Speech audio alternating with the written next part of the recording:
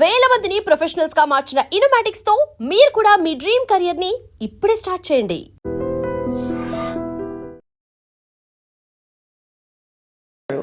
మధ్యలో మీరు శరత్ బాబు గారు ఒక అది మనసు బంధం అని చెప్పచ్చా? మనసు బంధమే. నేను బాగా అనుకున్నాను, ఆయన కొంచెం అనుకుని వదిలేశారు. ఇప్పుడు ఆయన ఉన్నా కూడా చెప్పేదాన్నేమో, లేరు కాబట్టి ఇంకా ఫ్రాంక్గా చెప్తాను. ఆయనతోనే యాత్రలన్నీ చేశాను. మహానుభావుడు, దేవుడు నాకు ఒక గైడ్ని పంపించాడు అనుకున్నాను, లేకపోతే నేను అన్ని యాత్రలు చేసేదాన్ని. చాలా చాలా మంచి వ్యక్తి, అందులో ఏమీ సందేహం లేదు. ఒకరి రూపాయి తినరు, ఒకరికి పెట్టరు. ఆయన ఫ్యామిలీ వరకు ఆయన చూసుకుంటారు కానివ్వండి, అది లేదు, ఆ గుణం లేదు. ఆ టైంలో మిమ్మల్ని వివాహం చేసుకునే టైంలో కొంతమంది ఇండస్ట్రీ ప్రముఖులే ఆపారు ఆయన్ని, లేకపోతే మీ తెలుసు పెళ్ళయి సెటిల్ అయ్యేవారు కూడా అన్నారు అంట. నిజం. చాలా ఆలోచనలు చేశాము, ఒక బిడ్డను కూడా కందామని ఆలోచన చేశాము, దానికి అన్ని ప్లానింగ్స్ వేసుకున్నాము.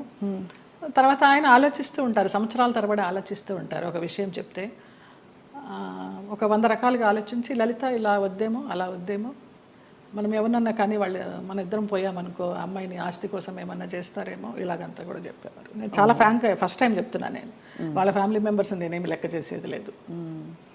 వాళ్ళ ఫ్యామిలీ మెంబర్స్లో ఒక తమ్ముడు నాతో చాలా క్లోజ్గా ఉంటాడు, ఒక తమ్ముడు ఫ్యామిలీ. ఇప్పుడు కూడా వారి అబ్బాయి మీతో టచ్లో ఉన్నాడు ఉన్నాడు అని అంటారు. అంటే పిల్లలాగానే. ఎక్కడా మిమ్మల్ని ఒక శత్రువుగా చూడలేదు కుటుంబానికి? లేదు లేదు, కుటుంబానికంటే వారి కుటుంబానికి. వారి కుటుంబంలో ఎవరికి నేను పెద్ద తెలీదు, మా మధ్య ఏం జరిగిందని కూడా ఎవరికి తెలియదు. ఈ తమ్ముడు గారి ఫ్యామిలీకి తప్పించి వాళ్ళకు కూడా అంతంతే పైనే. నాకు ఆయనకి పరిచయం ఉందనే తప్పించి కొంచెం డీప్గా వెళ్ళామనేది తెలియదు. మీరు రమాప్రభ గారితో చాలా క్లోజ్ కదా ఒక టైంలో. రమాప్రభ గారు శరత్ బాబు గారిని చాలా విమర్శించేవారు, చాలా ఇంటర్వ్యూలో బహిరంగంగా తిట్టారు. ఎందుకు మీ దృష్టిలో ఎందుకు ఇంత మంచి వ్యక్తి అని మీరు చెప్తున్నారు? మీ మనసుతో చూస్తే అవును కదా, కరెక్ట్ అనిపిస్తుంది. ఎందుకంటే మీరు ఎవరిని అసలు మిమ్మల్ని హాని చేసిన వాళ్ళనే మీరు జడ్జి చేయని వ్యక్తి. అలాంటిది అసలు అంటే మనం ఒకవైపునే విని చెప్పలేము కదా, మరి జడ్జ్ చేయలేము కదా. మరి అప్పుడు వాళ్ళిద్దరు కలిసి ఉన్న పరిస్థితుల్లో ఏం జరిగిందో అది నేను కూడా చెప్పలేను. కానీ నా వరకు ఆయన చాలా మంచి వ్యక్తి, చాలా మంచి వ్యక్తి. ఏ విషయంలో మీకు నమ్మకం కలిగింది? ఫర్ ఎగ్జాంపుల్, అంటే మీరు చూసిన అనుభవాల్ని బట్టి మనని ఇతను హింసించడు, మన డబ్బులు తీసుకోడు, లేదు వేరే విధంగా వేధించడు, కంట్రోల్ చేయడు, ఇలా రకరకాల కేటగిరీల్లో మనం తిన్న దెబ్బల్ని బట్టి ఆ విషయంలో మనకు నమ్మకం కలుగుతుంది.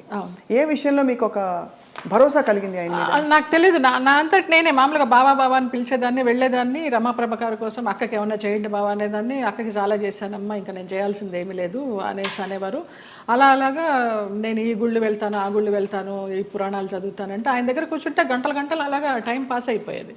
అప్పుడు నేను ఒక ఆడదాన్ని అనే అభ్యంతరం లేకపోతే మీ వెంట తీసుకెళ్ళడానికి, మీరు యాత్రలకు వెళ్ళినప్పుడు నాకు చెప్పండి బావా, నేను వస్తాను అనేదాన్ని. అలాగా మా యాత్ర సాగిందనమాట. అట్లా ఇంకా ఆయన లలిత అని పిలవడము, క్లోజ్ అయినామని చెప్పాలి. దాదాపు మీకు అంటే గృహస్థాశ్రమం లేకపోయినా వానప్రస్థాశ్రమం లాంటిది తొందరగా ఫాస్ట్ ఫార్వర్డ్ మోడ్లో కర్మలు అయిపోతాయి చూడండి. ఇప్పుడు మనం అనుభవించడానికి వచ్చిన కర్మలు అయిపోవాలంటారు కదా, అలా మీకు ఏదో రాసి పెట్టినట్టు మీరు దాన్ని అటాచ్ అయ్యారు, మళ్ళీ డిటాచ్ అయిపోయారు. అవును, ఆయన ఒక విషయంలో బాధపడుతున్నప్పుడు చిట్టిబాబు గారు వాళ్ళే చెప్పారు, పోనీలో నీకు భగవంతుడు ఆయన్ని గైడ్ కింద పంపించాడు నువ్వు యాత్రలు చేయడానికి.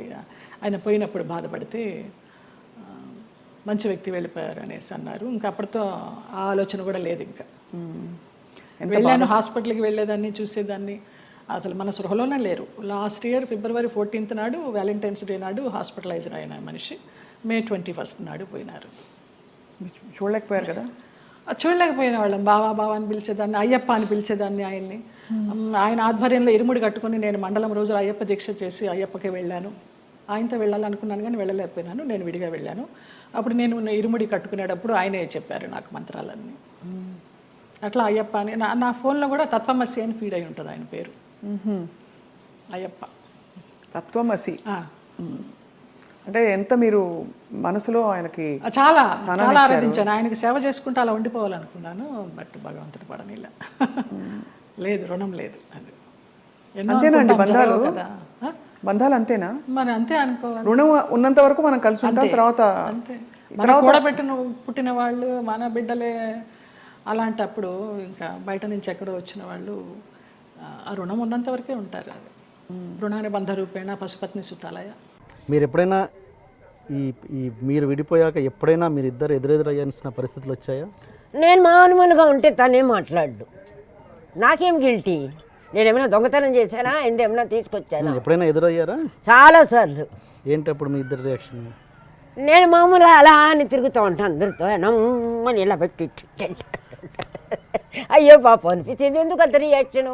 అతన్ని నేనేం తినలేదు కదా, అతని ఇంటికి నేను వెళ్ళి ఉండలే. అతను అంత రియాక్షన్ ఇవ్వాల్సిన అవసరమే లేదు, ఏ విధంగా చూసినా లేదు. అది మాత్రం చెప్పగలనండి. ఏ విధంగా చూసినా నాకు అతను రియాక్షన్ ఇచ్చేంత సీన్ లేదు. నేను నవ్వుకుంటుంది. ప్రాపర్టీ వెంటక పోతే ప్రాపర్టీ కావాలండి. మనిషి కుళ్ళిపోయి చచ్చిపోతే కూడా బయట దిక్కు లేనప్పుడు ఆ ప్రాపర్టీ ఎందుకండి? అందుకని ప్రాపర్టీ మెటీరియల్ తీసేస్తే నాకేం గిల్టీ లేదు. నేను అంతకుముందే సినిమా దాన్నండి. నేను 13-14 ఏళ్ళకే సినిమా దాన్ని. నాకెందుకు ఉంటుంది గిల్టీ? నన్ను చూసి నువ్వు సీరియస్గా మొహం పెట్టడం ఏంటి? నవ్వుతాను, కామెడీగా ఉంటుంది నాకు. అది నేను పెట్టాలి. అంటే ఏంటి మరి ఒక ఫంక్షన్లో కలిసారా లేకపోతే ఒకే సినిమాలో కలిసి? చాలా షూటింగ్లో ఎక్కడ సినిమాల్లో కలిసి చేశారా తర్వాత? విడిపోయిన 10 రోజులకే ఓ అమ్మ కథ, ఆమె కథ. ఏదో మధుసూదన్ రావు గారి ఎలక్షన్లో మోహన్ జయసుధ కాంబినేషన్లో మీ ఇద్దరు సూపర్ కాంబినేషన్. అప్పటికే విడిపోయినా డైరెక్టర్కి తెలియదు. అది ఇవన్నీ మామూలు. అది ఒక సీన్ అండి. సీన్ కొద్ది రోజులు జరిగింది అంతే. సినిమా సీన్ కొద్ది ఎక్కువ రోజులు జరిగింది. ఈ విషయం నాకు నిజంగా చెప్పనండి, మీరు నమ్మరు, అస్సలు గుర్తే లేదండి. ప్రామిస్గా నమ్మాలి. ఇలా ప్రామిస్ అక్కర్లే, నాకు గుర్తులేదు. సినిమా చూసినా కూడా ఎప్పుడైనా చూస్తే ఎట్లా కలిసి ఉన్నామా, అసలు మేము ఉన్నామా అని అనిపించింది. ఇది నిజమే, ఇది తప్పేం కాదు. అంటే లోపల లేదు. నాకు గిల్టీ ఉండదండి. గిల్టీ ఏమైనా మర్డర్ చేశానా, వ్రాతలు చేశానా? ఒకవేళ ఏదన్నా చేసి ఉంటే కూడా ఎస్ అంట. నాకుంది అర్హత ఎస్ అనడానికి. నీకేముంది? నేను నీది తినలా. రెండోది, అందరికీ తెలిసిన ఏమంటారు ఓపెన్ కథలు ఉన్నాయి కదండి. నా హిస్టరీ మీకు తెలీదా? సినిమాది పర్సనల్ తెలిస్తే మీ హిస్టరీ తెలీదా? దీంట్లో అబద్ధం ఎందుకు? అసలు అబద్ధమో నిజమో బాగున్నాం కదా, మళ్ళీ అది వేస్ట్. అది ఏదైనా వర్త్ ఉన్న సబ్జెక్ట్ ఉంటే మాట్లాడినా వర్త్ ఉంటుంది, వర్తే లేని సబ్జెక్ట్ వేస్ట్. ఇప్పుడు సపోజ్ ఎవరిది తప్పు అన్నది పక్కన పెట్టేస్తే, సపోజ్ శరత్ బాబు గారు తను రియలైజ్ అయ్యారనుకున్నా అయ్యి మీ దగ్గర 100% హ్యాపీగా రిసీవ్ చేసుకుంటా. ఎందుకంటే ఇప్పుడు నాకు చెప్పాను కదా, నాకు లింగభేదమే లేదు. అది ఒక రిలేషన్ అనుకుంటా అంతే. హ్యాపీగా గర్వంగా ఫీల్ అవుతా. నాకు ఈగో లేదు, కాంప్లెక్స్ లేదు, అటాచ్మెంట్ లేదు, రిటాచ్ లేదు. మీరు వస్తే ఎంతో, నాకు అతను వచ్చినా అంతే. That's all. నాకు లేదు, అవన్నీ దాటిపోయిందని. మరి ఆ ప్రాప్తం వచ్చింది, ప్రాప్తం రిలీజ్ అయ్యి థ్యాంక్స్ బాబా అంట. నిజం అది. ముందులాగా అట్లా ఏది ఉండదండి, ఏ విషయంలోనూ లేదు. అంటే అట్లా అది మీరు అది ఇంగ్లో పెద్ద భాషలో నిర్లుప్త అనుకోండి, లేకపోతే బ్లాంక్నెస్ అనుకోండి, నాకు తెలియదండి. ఏది రావటంలో. లేకపోతే ఇంతసేపు మీతో మాట్లాడినండి నేను. ఐఎమ్ సారీ, నేను మాట్లాడను. బిందమ్మ కాదు, ఎవరు చెప్పినా సరే నేను ఇండివిజువల్. బట్ ఒక ధర్మం, ఒక న్యాయం, చిన్న కర్టసీ అని చెప్పాను అంతే. మీరు నా మీద చూపిస్తున్న ప్రేమకు కూడా నేను కర్టసీగా ఉంటాను. That's all.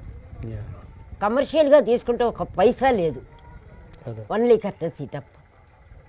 అందుకని ఆ బ్లాంక్నెస్ కూడా బ్యాడ్ ఫీలింగ్ అవ్వచ్చు, గుడ్ ఫీలింగ్ అవ్వచ్చు. ఆ ఫీలింగ్తో నాకు లాభం లేనప్పుడు ఫీల్ అవ్వడం కూడా వేస్ట్ అనిపిస్తుంది అంతే. నేను ఫీల్ అయిన దానివల్ల నాకు ఏమైనా పరిష్కారం ఉందా? లేదు. అలా ఉన్నప్పుడు ఫీలింగ్ ఎందుకు వేస్ట్ చేయటం టైంని? అట్లా అయిపోయింది మైండ్. అది బ్లాంక్నెస్ కూడా అవ్వదు. అందుకని ఇది జరగాలని ఉంది, జరుగుతోంది, ఓకే, అట్లా అయిపోయింది. అంటే అర్థమైంది. అది కూడా ఎందుకు వచ్చిందో అది కూడా గాడ్ గిఫ్టే. ఆ ఫీలింగ్ ఉందంతా ఇదేంటి అది లేదు.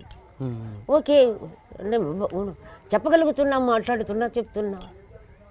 వచ్చినా హ్యాపీ, మీరు రాకపోయినా హ్యాపీ. అలా అయిపోయింది నా లైఫ్. నాకు వద్దు, ఇస్తే ఇవ్వండి.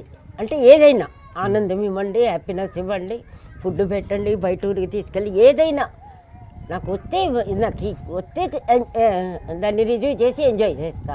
రాలేదనుకుంటే ఇంకా హ్యాపీ ఎంజాయ్ కుట్టుకుంటా, టీవీ చూస్తా, పూలు పెడతా, రొటీన్.